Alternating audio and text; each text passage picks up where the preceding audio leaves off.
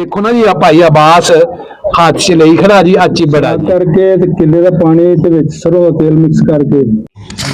अस्सलाम वालेकुम जी खालिद महमूद पी के बोरे वाला जी तमाम दोस्तों अज जेडे पर पटाई की बैठे ना कबूतर अज असी ये भाई फिर दे कोले पिंड ढलेर हैगा उत्थे आए सी ते भाई अब्बास जेड़ा ना जी एक बड़ी नायाब चीज जिहड़ी है ना देसी एक पर पटाई दे मतलब कबूतरां नूं आ बाल के जेड़ा पानी दे रहा सी ते मैं कहा जी जिन्ने भी साडे दोस्त वीडियो सुनते आ कोई ना कोई अच्छी तो अच्छी टिप सुना उन्होंने दस दिए। कई दोस्त पूछते आ कि उस्ताद जी पर पटाई वास्ते किहड़ी चीज देनी चाहिए आ ते पानी का मतलब एक चीज लई बैठे आ हथ दे विच ते मैं तुहानूं दिखाउणा ओह मुकम्मल जिहड़ी जड़ी बूटियां दे विच शामिल हुंदी आ ते अजकल अपने खेतां दे विच आम पाई जांदी आ ते फ्री खाते वाकई मिलदी आ ते पंसारी कोलों मिल जांदी आ पंसारी को भी मिल जाती है।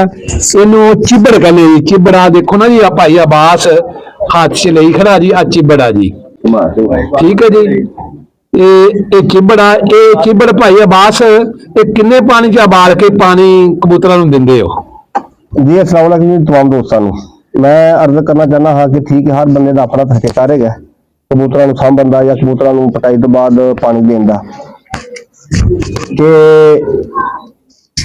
चिबड़ एक ऐसी अल्लाह पाक की नायाब चीज है तुसी बंदा भी इस्तेमाल करे ना तो जो भी खादा पीता हाजमे वास्ते है। जेडे हकीम लोग ने जी जी जी हकीम लोग जेडे ने चिबड़ फक्की विच इस्तेमाल करते हैं। अच्छा अच्छा माशाअल्लाह जी हाजमे वाली फक्की बनती है ना हाँ जी उहदे विच भी चिबड़ इस्तेमाल कीता चिबड़ ओहदे च भी इस्तेमाल करदे आ। लो जी मैं एक एडा वड्डा उस्ताद नहीं है एक छोटा जिहा नुस्खा देना भरावां नूं टिप देना वा कि चिबड़ दा पानी उबाल के रख लो बोतल भर के 2-3 बोतल तो 10-12 चिबड़ उन्होंने टक लाने ने टक लाने तो बाद पानी ठंडा करके रख लो। दूसरे तीसरे दिन दाने नाल कुंडी में चिबड़ा का पानी पा दो थोड़ा जिहा ते कबूतर का हाजमा जो दुरुस्त रह गया। जेडे दोस्त कहते पटाई तो बाद कबूतर पाउडर हो गया है थल्लों कबूतर सुकना शुरू हो गया है। इंशाअल्लाह अल्हम्दुलिल्लाह अल्लाह पाक दा शुक्र है असीं तजर्बा किया होया है और कामयाब तजर्बा है। लो जी भाई अब्बास ने गल दसी आ जिहड़े कबूतर पट लैंदे आ कोई कबूतर वैसे भी जोड़ियां वाले ओटा बंद कर लेंदे आ ते भाई अब्बास एक चिबड़ किन्ने क पानी दे विच पाउणा चाहीदा जी 10-12 चिबड़ होना 10-12 चिबड़ा 3 किलो पानी हो उन्होंने हल्की अग से पका लवो जो 2 किलो पानी रह जाए उन्होंने उतार के थले ठंडा करके बोतल रख लवो जो तुम दाना पानी पाते हो उस टाइम तुम दाने नाल थोड़ा पानी पा दिया करो। ते भाई अब्बास का कहना जो चिबड़ आ ना चिबड़ ये चिबड़ा नूं तुसीं 10 तो 12 चिबड़ जिहड़े आ 3 किलो पानी दे विच पाउणे आ। जिस वक्त एक हिस्सा पानी का सड़ जाए 2 हिस्से रह जाण बिल्कुल ठीक है उस पानी नूं तुसीं ला लेना वा। जिस वक्त नार्मल गर्म रह जाए नार्मल जिहदे विच उंगली रख सकीए आपां उस वक्त कबूतरां नूं तुसीं कम अज कम कोई सारिਆਂ ਨੂੰ एक दफा 2 किलो का कहना है तो वह बेशक गेजा ने कोई घंटा रख लो जिहड़े कबूतरां नूं दिल करे वो पी लैन तो इंशाअल्लाह ताला हाजमा कबूतरां दा बहुत अच्छा रहिंदा है। और जिहड़ी चीज भी तुसीं उहनूं दिओगे खुराक के तौर पर जिथे कबूतरां नूं बादाम तुसीं 10 दिंदे हो अगर चिबड़ दा पानी दिओगे इंशाअल्लाह ताला कबूतर 15 बादाम के करीब हजम करेगा। और चिबड़ देसी चीज है बहुत अच्छी चीज है। अगर फायदा है जी अगर कबूतर देते हो ठीक है अगर फायदा नहीं कभी नुकसान नहीं है तो फायदा अलहमदुलिल्लाह असीं जमा के देखा जाता आजमा के देखा मजेदार चीज है।